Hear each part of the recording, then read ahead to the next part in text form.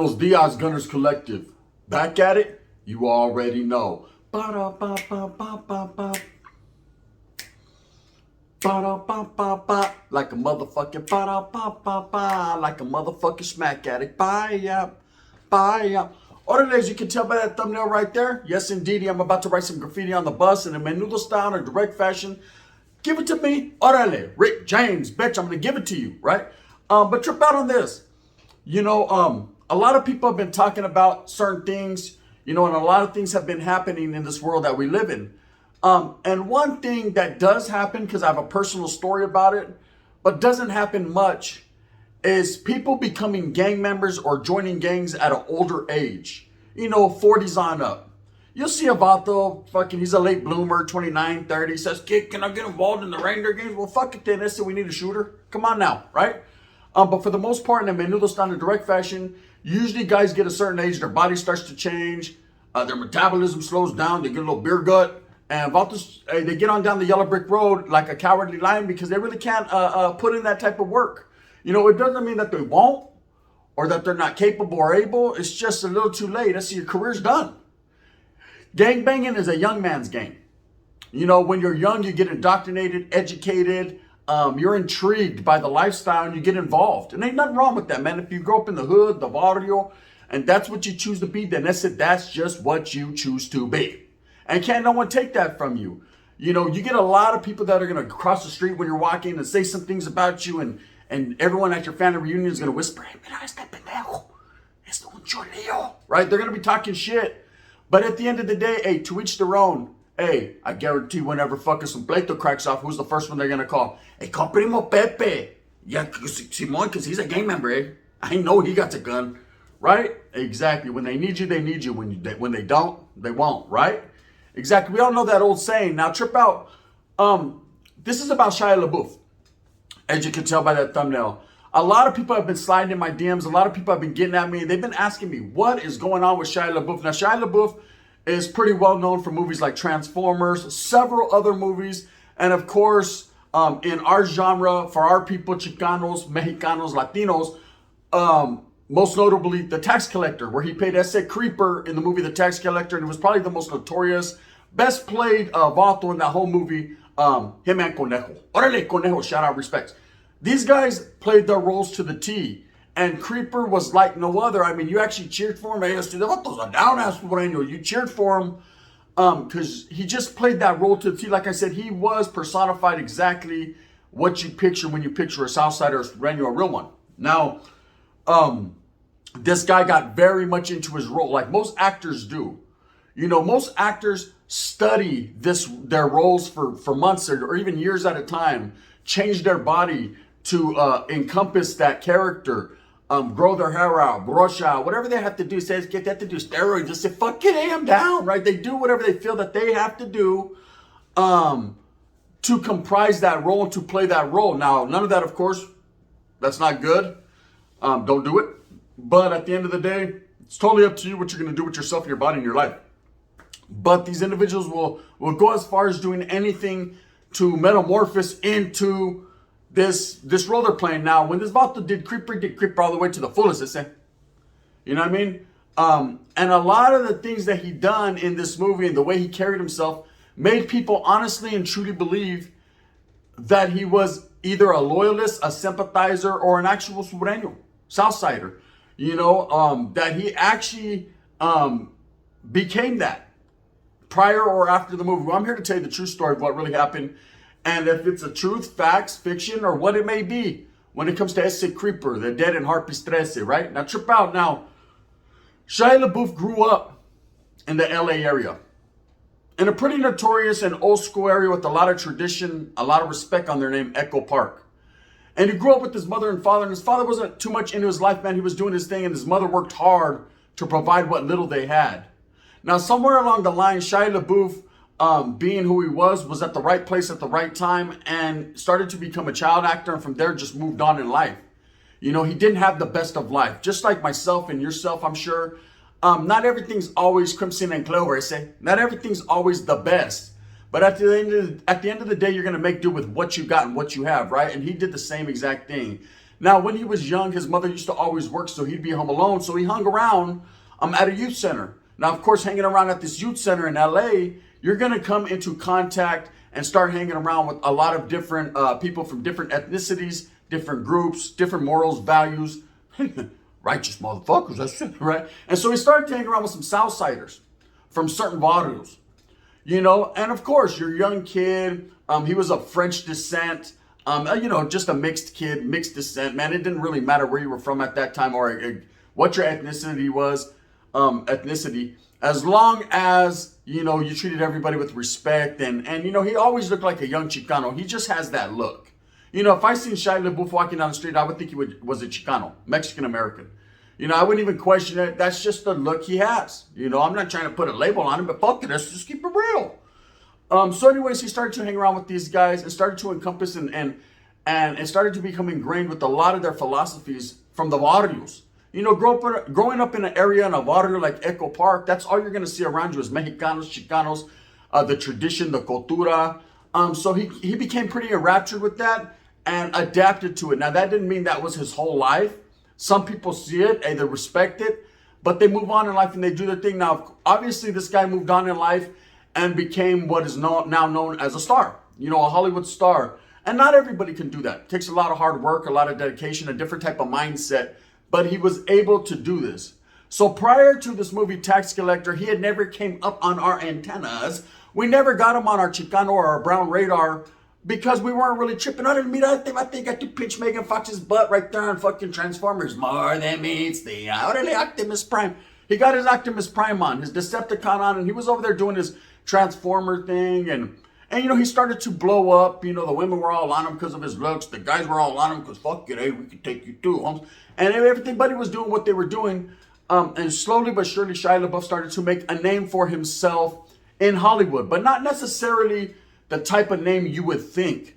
You see, somewhere along the line, man, he battled with depression, he battled with alcoholism, he battled with a lot of different demons, as a lot of other people do. We're only human. We're only human. It doesn't matter if we're brown, black, sprinkle them in, brother in the woods, whites, Asian. We're all only human, and we all go through our inner demons, our inner battles. And everyone's life is different, man. Everyone got different fingerprints, essay, and different fucking strokes, and different for different folks. You know, everyone's got their own different thing going on. And you never know, man. A man could be smiling in your face, but behind your back, you could be mad than a motherfuckers. Right? You just got to watch out. So anyways, he fought his, and it started to become pretty prevalent and really known in Hollywood that this man had a lot going on. You know, fighting depression and things of that nature. Now, somewhere along the line, he gets cast in a movie called The Tax Collector. Now, I've spoken on this in the past, The Tax Collector. Pretty good movie. Not the greatest movie I've ever seen in my life. It ain't fucking with fucking Casino or fucking Goodfellas, but it's a great movie because it shows culture. You know, it shows LA. It shows Chicanos. It shows Mexicanos. It shows George Lopez's head in a fucking caja. It shows a lot of different things, but at the same time, it's one of ours. You know, we don't get many movies in Hollywood. American Me, Blood In, Blood Out, Mi Vida Loca, Boulevard Nights, and a couple others. There you go, toma. That's all you get, right? Palo. But this was one of ours, The Tax Collector, and it was lightly and loosely based on a certain man's life whose name I'm not going to speak on. And his actual grandson actually played in the movie and did a pretty good, played his role good, played his part good. So anyone who's ever watched the movie knows that it was based on basically an organization down south and kind of encompassed how they go about getting money, right? We're going to go in that fashion without saying too much. You have to watch it to know. Well, anyways, Shia LaBeouf was cast as, you wouldn't say a villain, but as a character in the movie. He was a good guy, is it? A bad guy that went good or a good guy that went bad? I can't call it like an alcoholic. But he actually played as a creeper. One of the collectors in this movie, and basically a hitman, someone that was pretty organized in what he did and wasn't playing. Now, his role stole the movie. Okay, his role, you automatically gravitated towards Shia LaBeouf just because of the actor he is, because of how good he played this role, and because you could identify with it as being, this guy was truthful. This guy didn't fuck around, Hector, right? This guy was really about his shit. So it made you, you could feel the realism in it. Okay, a lot of people liked his role. A lot of people fucking praised him for it. He did it right. I don't think he went out like a pool, but I don't like to with the nails hands and shit, but I ain't going to, spoiler alert, right? And he didn't have a long enough role, but he definitely did play his role to the T. Now, prior to this role, he did a lot of hanging out with another actor who played on this, a rapper, actor, friend, I would say, man, Conejo, you know, from an original gang member from Dead End Harpies 13. Now, for those of you that don't know what Dead End Harpies 13 is, first and foremost, before I say anything else, I say Spencer, I say, Andatira. First and foremost, respects to the Dead End Harpies gang before I even put your fucking water in my boca, homes. Respects to the water. You already know what it is. I myself, growing up being from a water, also labeled Dead End. There's something in my heart that I feel it, right? Now, trip out, Dead End Harpies, man, a very well-known gang in the LA area. It's comprised of a lot of real ones. A lot of real hitters.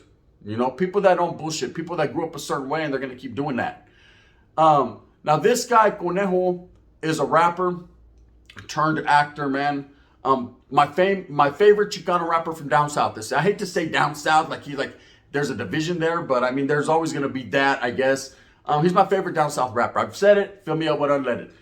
He actually played in this movie and it played his role to the T as well. But anyways, him and Shia LaBeouf became close friends, and he took Shia LaBeouf to the water to train. I said to learn how to be that gangster that he was going to symbolize and he was going to portray. Now, somewhere along the line, Shia LaBeouf took in with these guys. There's several pictures of them throwing Dead End up. There's pictures of him with another gang, the Hazards, throwing Dead End up.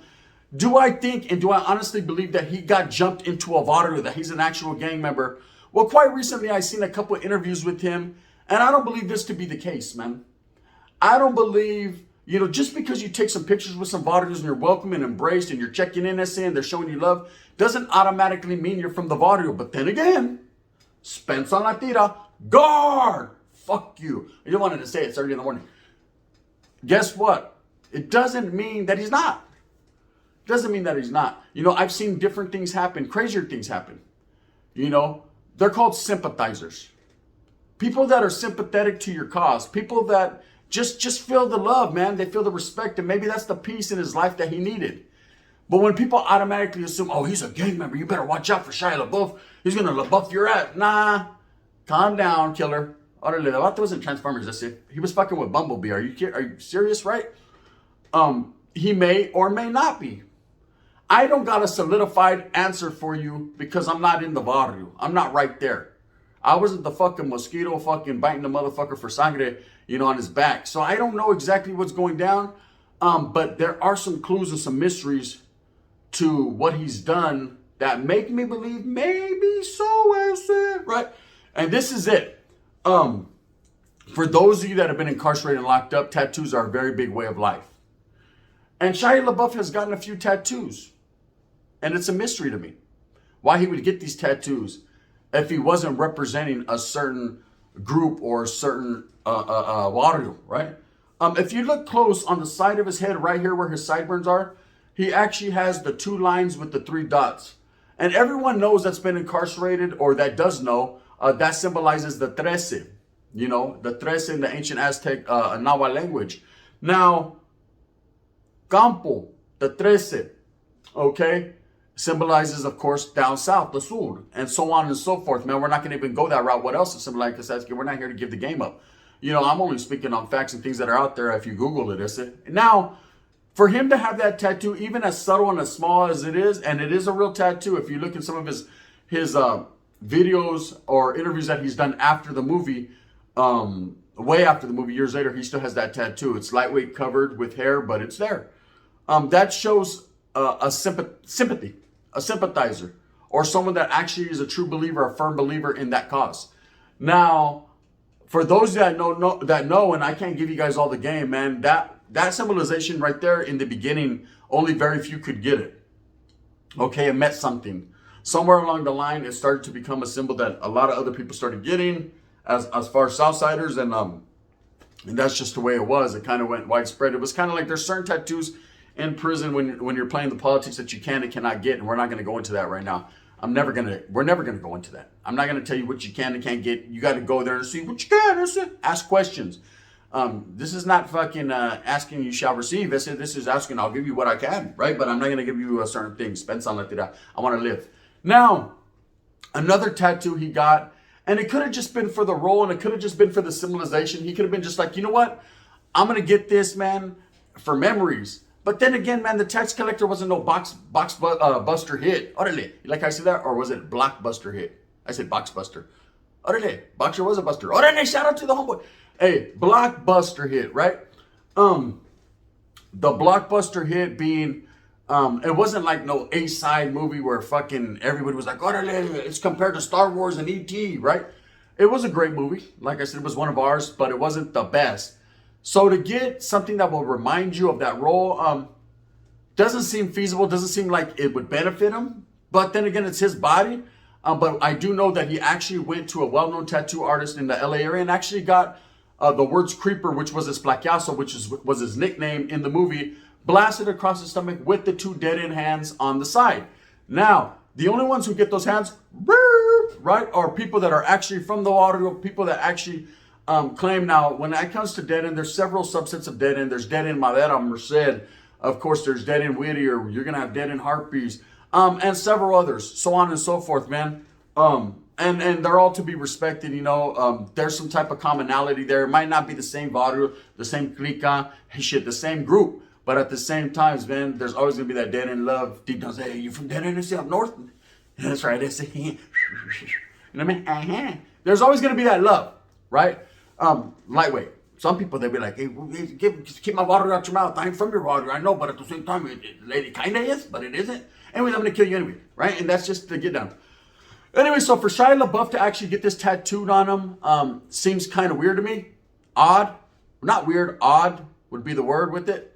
So what are you saying, Todd? To all the bitches. Oh, it rhymes. Anyways, so it just seems odd to me. But to each man their own. So, you know, after doing my analysis and fucking whatever else I've done, man, my proper investigations, because it's newsworthy, you know, Adam?